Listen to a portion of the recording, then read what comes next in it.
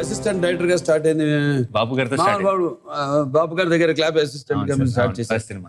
ఆ సినిమాలు కూడా చాలా క్లాస్ గా ఉంటాయి. అంటే ఆయనతో పనిచేయడం వల్ల మీ యాక్టింగ్ లో ఇప్పుడు ఉందిగా మీకు బిరుదు నేచురల్ స్టార్ అని. ఆ నేచురాలిటీ వచ్చిందంటారా? డెఫినెట్ గా చాలా నేర్చుకున్నాను సార్. తర్వాత రాఘవేంద్ర గారి దగ్గర చేశాను, తర్వాత శ్రీనివాట్ల గారి దగ్గర, సురేష్ కృష్ణ గారి దగ్గర, చాలా మంది దగ్గర ఏడీగా చేశాను. కానీ ఖచ్చితంగా బాపు గారి దగ్గర నేర్చుకున్నంత ఇంకెక్కడ నేర్చుకోలేదు. అట్ ద సేమ్ టైం నా మీద పర్సనల్ గా కెరీర్ మీద ఆయన ఇన్ఫ్లుయెన్స్ ఉన్నంత ఇంకెవరిది లేదు. ఇప్పుడు నేను చేశా బాబు గారితో శ్రీరామరాజ్యం. అవును, శ్రీరామరాజ్యం. అదేంటో కోయిన్సిడెన్స్ ఏంటో అది మనకి. ఏంటంటే బాబు గారి చివరి చిత్రం శ్రీరామరాజ్యం, నాన్నగారి చివరి చిత్రం బాబు గారి డైరెక్షన్ లో శ్రీనాథ కవి సార్వభౌముడు. అవును, మళ్ళీ మీ ఫస్ట్ పిక్చర్ మరి బాబు గారి సినిమా. ఏదో కనెక్షన్ ఉంది సార్. ఫస్ట్ టైం కలిసినప్పుడు కూడా ఫస్ట్ టైం కలిసిన ఫీలింగ్ రాదు మీతో. నాకే కదా, ఐమ్ షూర్ ఎవరికి కూడా మీరు ఆ ఫీలింగ్ రానివ్వరు. So I think that becomes. అంటే ఏం లేదు, యాక్టింగ్ ఎప్పుడు అనిపిస్తుంది get out of it. I mean చూసాం, అదే మీలో కూడా నాకు నచ్చుతుంది. Always you crave for something కొత్తతనం. ఎలాగో కొత్తతనం అనుకుంటున్నాం కాబట్టి సరదా చిన్న పని చేద్దాం. అసలు మీరు తెర మీద కనపడే కంటే ముందు కూడా నిలబడ్డారు. అదే ఆర్జే నాన్ స్టాప్ నానిగా. అవును సార్, అన్స్టాపబుల్ నాన్ స్టాప్. మీరు ఆర్జేగా నా పాట గురించో నా గురించో ఇంట్రడ్యూస్ చెయ్యాలి అంటే ఏమని ఇంట్రడ్యూస్ చేస్తారు? ఆర్జే 369 ఫ్యాన్స్ అయి ఉంటారు కదా మీరు అందరూ.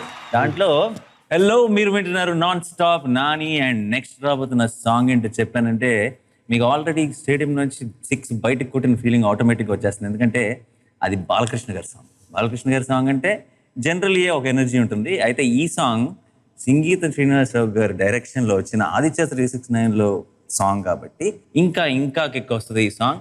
ఈ సాంగ్ ఏంటో మీరు ఆల్రెడీ గెస్ట్ చేస్తుండొచ్చు. ఇది సెంచరీలు కొట్టిన సాంగ్. ఇందులో బాలకృష్ణ గారి స్టెప్స్ కానీ, దాన్ని పిక్చరైజ్ చేసిన విధానం కానీ, మనందరికీ అంతగా క్లోజ్ అయిపోయిన సినిమా కానీ, ఇవన్నీ కూడా చాలా స్పెషల్ ఎలిమెంట్స్. కాబట్టి ప్రస్తుతానికి ఈ సాంగ్ వినేసి హ్యాపీగా ఎంజాయ్ చేయండి.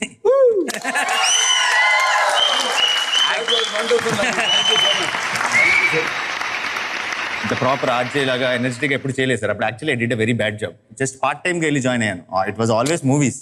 అప్పుడు బాగా మొహమాటం, సిగ్గు, మాట్లాడలేకపోయేవాడిని. వదిలేసారా తీసేసారా? మానేసారు సార్. నాకే అంటే ఇంకా అటు సినిమా లాగుతుంది, కాన్సన్ట్రేట్ చేయలేను. ఒక సారూప్యం ఉంది ఇద్దరిలో. ఇప్పుడు నేను ఇక్కడ సినిమాలు, అటు హిందూపూర్ ఎమ్మెల్యే, ఇటేమో Basavataraka Indo American Cancer Hospital and Research Institute chairman. మధ్య మధ్యలో పాటలు పాడుతుంటాను. నచ్చినా నచ్చకపోయినా నచ్చింది చేసేయటమే సార్. ప్యాషన్ అంతే అంతే.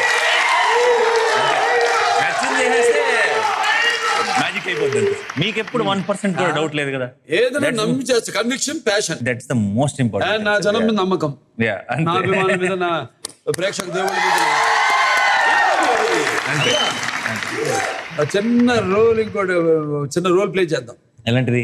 కాసేపు నేను మోహన్ కృష్ణ ఎందరికంటి, మీరు సరికొత్త అంటాడు నవీన్ బాబు అలియాస్ నాని. సార్ నన్ను ఇంప్రెస్ చేయడం. అయ్యో, నేను అసలు ఇంప్రెస్ చేయలేదు సార్ ఆయన్ని, మోహన్ కృష్ణ గారు. నేను సినిమా చేయనని చెప్పా. ఎలా జరిగింది అదంతా? అదే స్టోరీ చెప్తున్నా. సినిమా నాది ఫస్ట్ ఫిల్మ్. నాకు ఒక స్క్రిప్ట్ అంతా ఓకే, ఇంకా డైరెక్టర్ అయిపోదాం అనుకున్న టైంలో చిన్న ఫ్రెండ్ కోసం ఒక చిన్న యాడ్ ఫిల్మ్లో ఒక ఆ టైంకి ఎవరు దొరక్క ఆ యాడ్ ఫిల్మ్ స్క్రిప్ట్ నేనే రాసా. నేను డైలాగ్ చెప్పినప్పుడు వస్తున్న ఆ మూడ్ రావట్లేదు ఆ యాక్టర్తో, ఒకసారి నువ్వు చేసే అంటే ఏదో చేశా చిన్న. అది ఎడిటింగ్ జరుగుతుంటే ఆ ఎడిటింగ్ దగ్గర ఈయన మోహన్ కృష్ణ గారు ఉండి అనుకోకుండా ఈ అబ్బాయి కావాలి నాకు సినిమాలో, అష్టాచమ్మాలో 2వ రోల్ ఉంది, శ్రీనివాస్ అవసరాలు ప్లే చేశాడు. ఆ రోల్ కోసం అని అనుకున్నారు. వచ్చి అప్రోచ్ అయినప్పుడు నేను నా డైరెక్షన్ ప్లాన్స్ కదా, అసలు నేను చేయనని చెప్పాను. సో లేదు నువ్వు చేస్తే బాగుంటుందని అందరు కన్విన్స్ చేసి చేయించారు. దానివల్ల చాలా ఈజీ అయిపోయింది. క్యారియర్ స్టార్టింగ్ లోకి వెళ్ళాం కాబట్టి.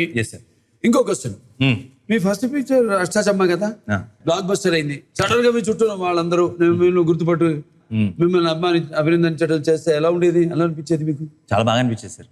అంటే చాలా ఎవరు నేను అదే అంటుంటాను ఇప్పుడు కూడా అప్పుడప్పుడు. అబ్బా ఇప్పుడు బయటికి వెళ్తే అప్పుడప్పుడు బయటకు వెళ్ళినప్పుడు, ఇప్పుడు ఎక్కడికి వెళ్ళినా సరే చాలా ప్రైవసీ ఉండదు, ఇబ్బంది అంటున్నప్పుడు నేను అదే అంట. ఇప్పుడు ఇబ్బంది అంటాం కరెక్ట్ కాదు.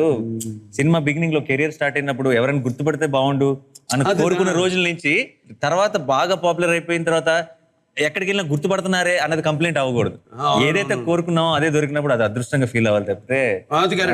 సో ఇప్పుడు సడన్ గా బికాజ్ ఏదో ఒక స్టార్డమ్ వచ్చిన తర్వాత ప్రైవసీ లేదు అన్నది కంప్లైంటే కాకూడదు. కాకూడదు.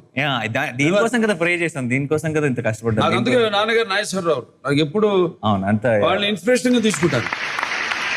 ఇప్పుడు మీకు మధ్య మధ్యలో అప్పుడప్పుడు ఒక ప్యాచ్ అన్న అందరికి వస్తుంది. ఇప్పుడు నాకు వచ్చింది సింహ ముందు, నాకు వరుసగా వచ్చినాయి. తర్వాత ఒక సింహతో మళ్ళీ ఈగ నుంచి మళ్ళీ ఎవడే సుబ్రహ్మణ్యం దాకా మళ్ళీ. అవును. అప్పుడు మీకు మైండ్ సెట్ ఏంటి? నేను జెన్యున్ గా నమ్మే ఒక విషయం ఏంటంటే, మన సక్సెస్ ఎవరో మనకి ఇస్తున్నారు, మన ఫెయిల్యూర్ ఎవరో మనకి ఇస్తున్నారు అంటే ఆబ్వియస్లీ ఈ బ్రేక్లకి ఇలాంటి వాటికి అన్నిటికి బాగా ఎఫెక్ట్ పడుతుంది, ఒక ఇంపాక్ట్ ఉంటుంది, కొంచెం కుంగిపోతాం. నా సక్సెస్ నాదే, నా ఫెయిల్యూర్ నాదే అనుకుంటే we will be truly unstoppable.